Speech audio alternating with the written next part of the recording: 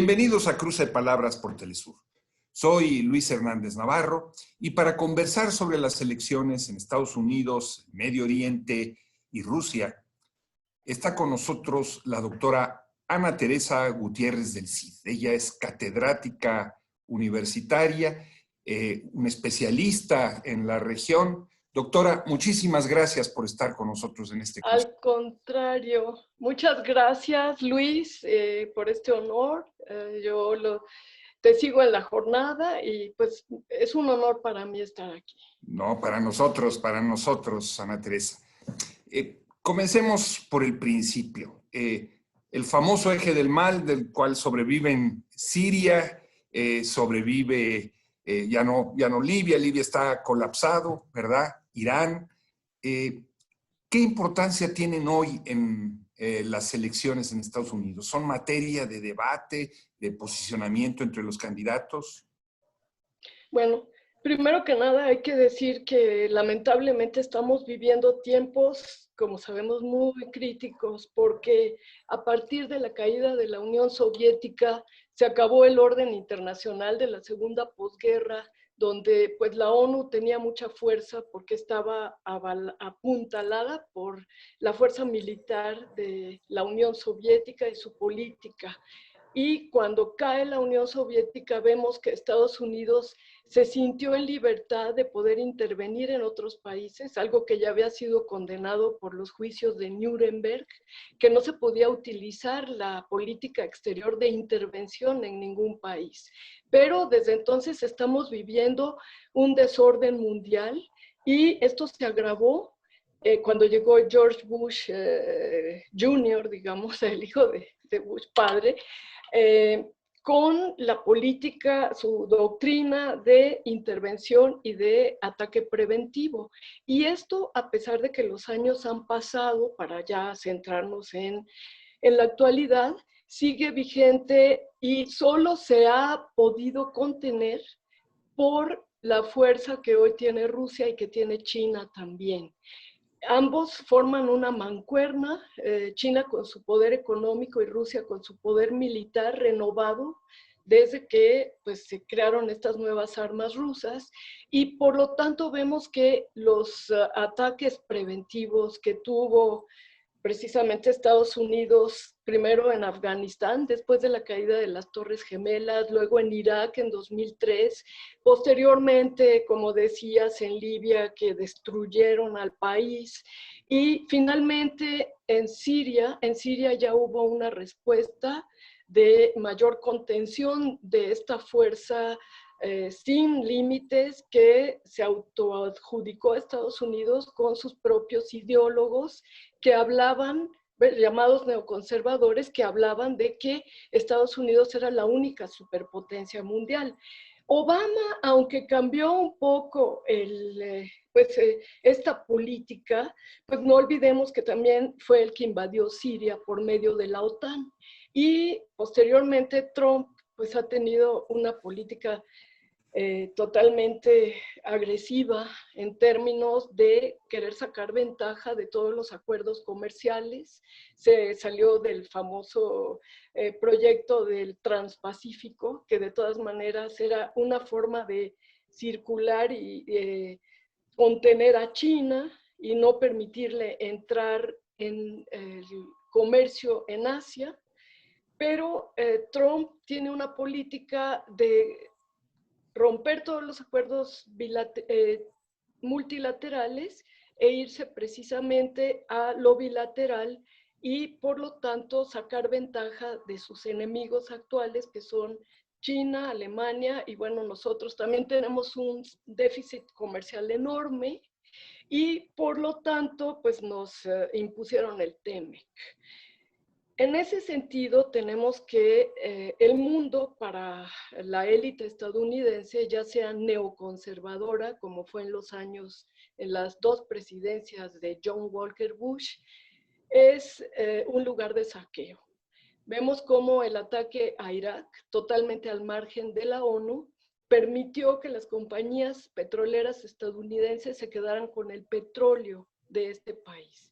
En Libia pasó lo mismo. Entonces no dejan de tener importancia estos países, pero también hay que señalar que destruyeron mucho de la infraestructura, de la sociedad civil, y hoy estos países pues están en grandes problemas económicos y sociales. ¿Y habrá diferencia, doctora, entre la política republicana y demócrata? ¿Se puede ver en la actual campaña electoral en Estados Unidos? Yo creo que no.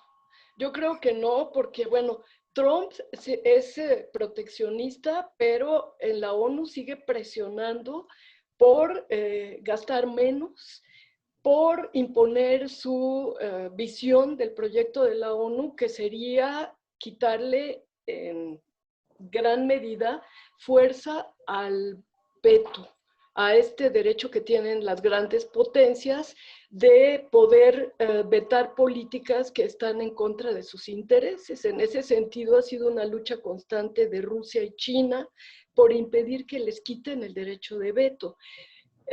Si hablamos de los neoconservadores, desde luego que con George Bush y toda su camarilla, desde luego que fue terrible para todo el mundo su política. Si hablamos de Obama, la paradoja es que le dieron el Premio Nobel de la Paz, pero recordemos que él destruyó Libia, como decíamos, ¿no?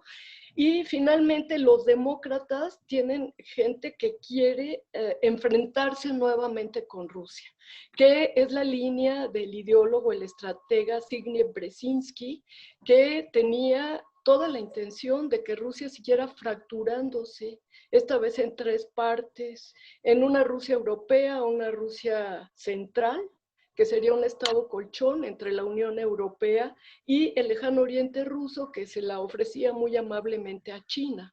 Afortunadamente China no aceptó porque valora mucho la alianza no escrita pero real con Rusia.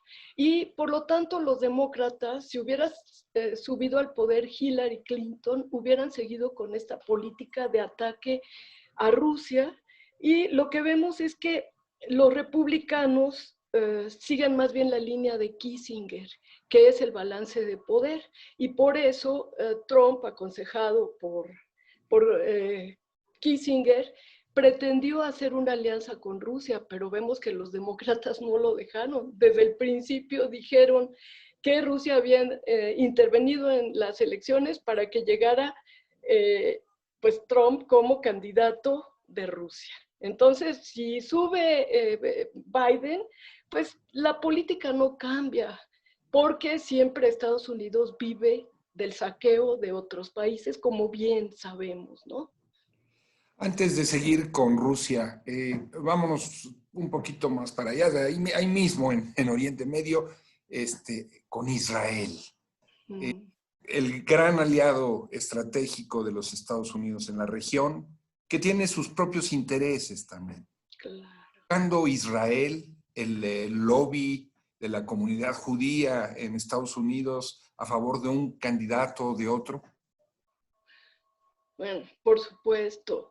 Si vemos desde el año 2000, y bueno, perdón que haga historia, pero para ver todo el panorama desde entonces, ¿no?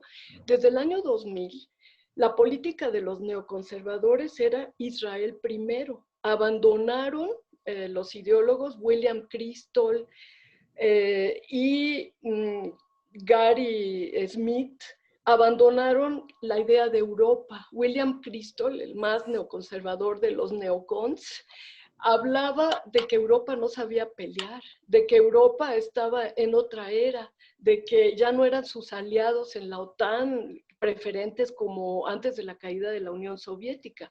Pero detrás de esta política estaban los intereses del lobby israelí AIPAC en Estados Unidos.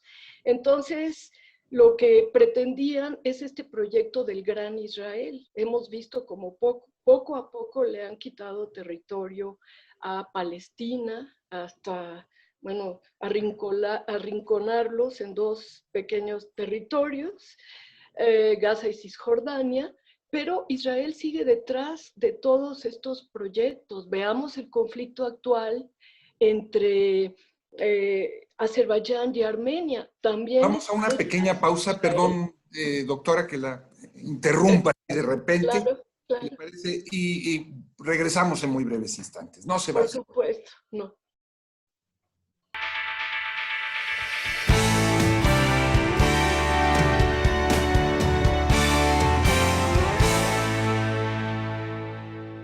Estamos ya de vuelta en este cruce de palabras por el Telesur con la doctora Ana Teresa Gutiérrez del CID, catedrática universitaria, especialista en Medio Oriente y Rusia. Ana Teresa, antes de que te interrumpiera abruptamente por la esquina del tiempo, nos Nada. estabas explicando la contradicción que hoy se vive en el mundo de Azerbaiyán ligada a esta problemática israelí.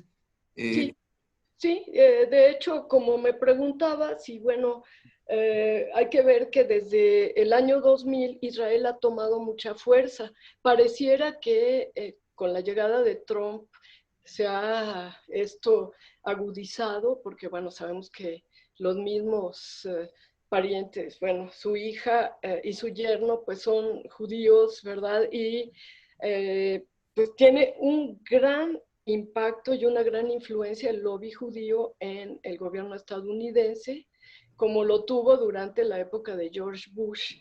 Ahora bien, el conflicto de Armenia y Azerbaiyán es precisamente un conflicto impulsado por Turquía, pero detrás está Israel, porque todo está basado en los gasoductos que vienen de Azerbaiyán. Azerbaiyán tiene mucha capacidad energética, mucho gas, mucho petróleo, y lo envía por la única ruta que no toca fronteras rusas, territorio ruso, y esta ruta fue construida desde el gobierno de Clinton y la lleva hasta Europa. Y la idea es que pues realmente demos este espacio de Azerbaiyán que pueda regularizar su territorio con Nagorno-Karabaj y poder seguir enviando mucho más rutas hacia de oleoductos y gasoductos hacia Europa.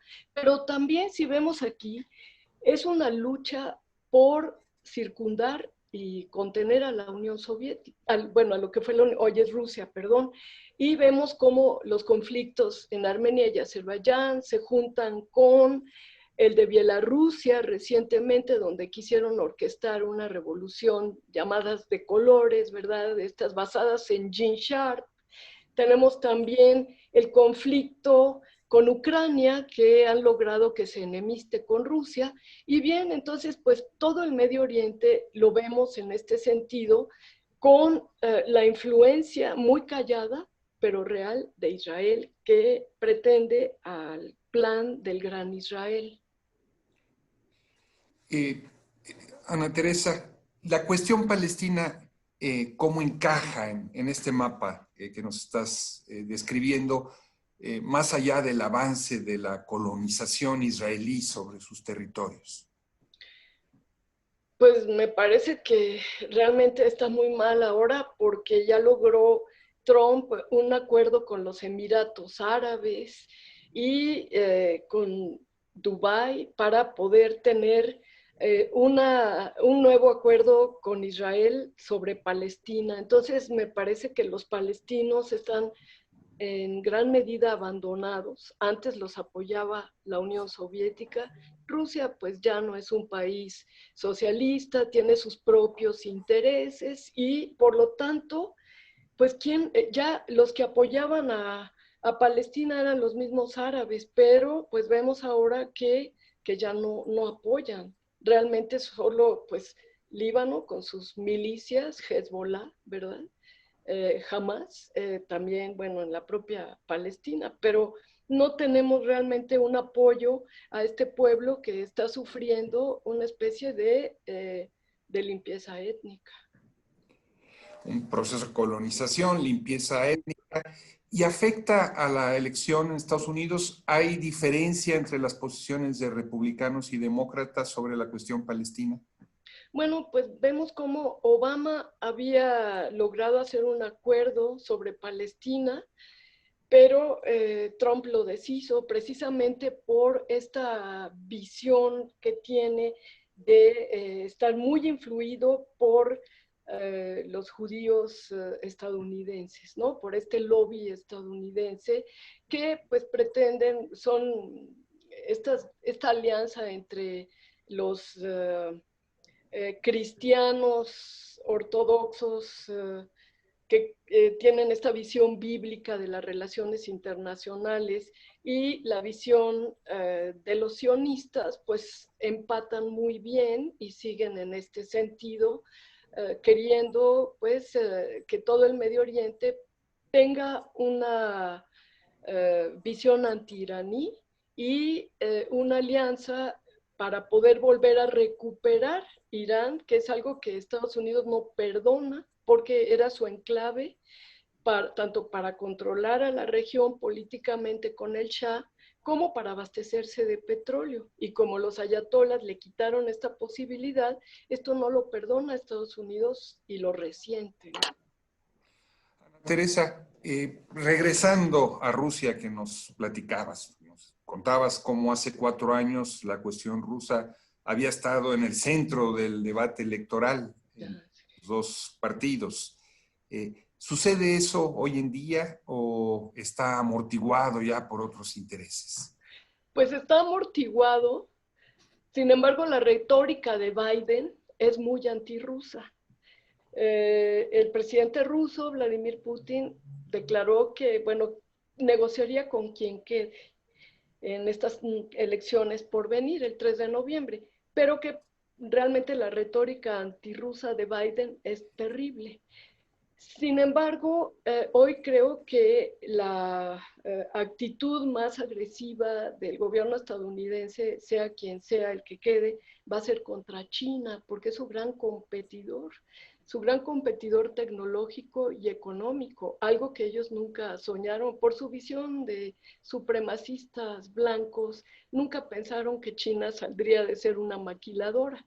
Y hoy que ya posee las tecnologías 5G, pues realmente tienen un gran enemigo económico, político e incluso China está armándose rápidamente y puede llegar a ser también un competidor militar.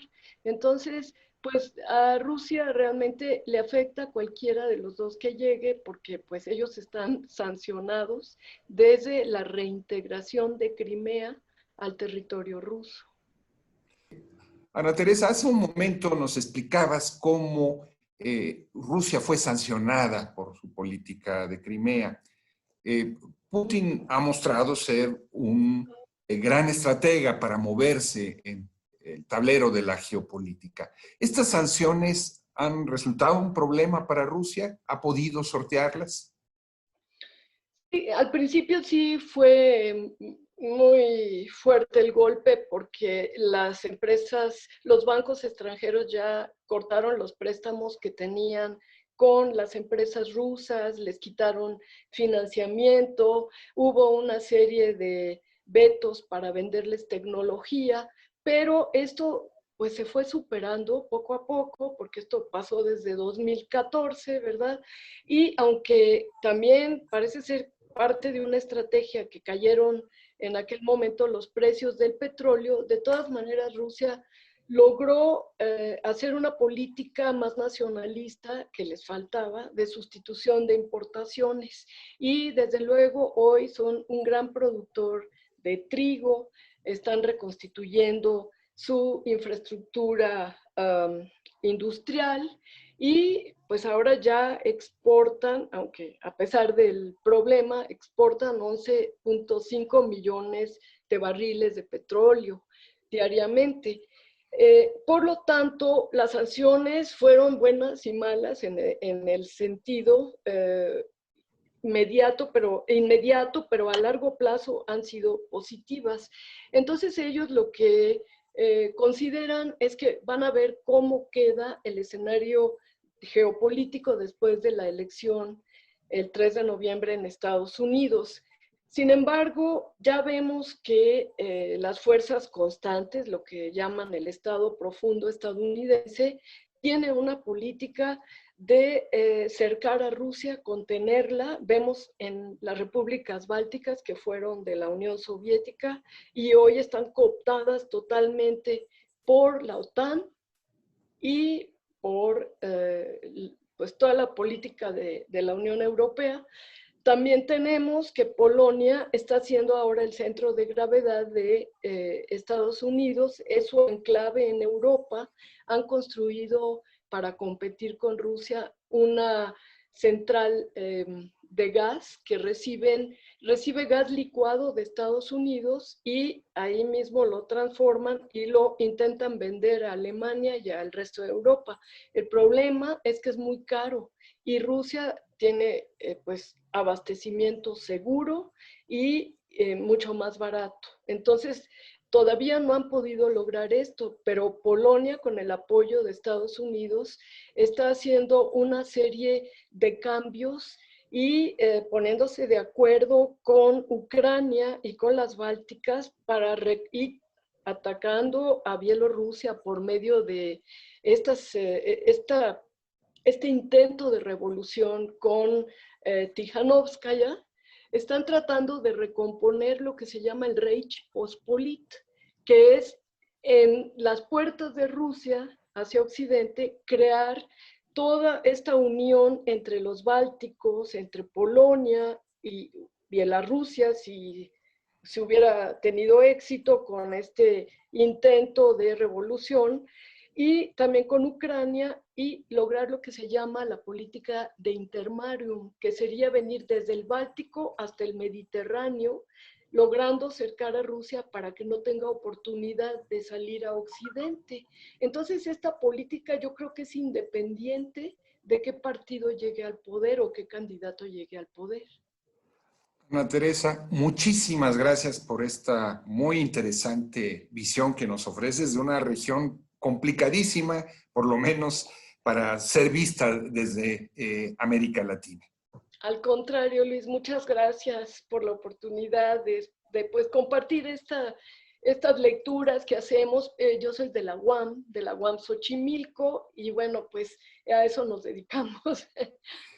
Ustedes, amigos, amigas, muchas gracias por su amable compañía el día de hoy. Ya saben, los esperamos la semana que viene aquí por Cruce de Palabras por Telesur. Hasta la próxima.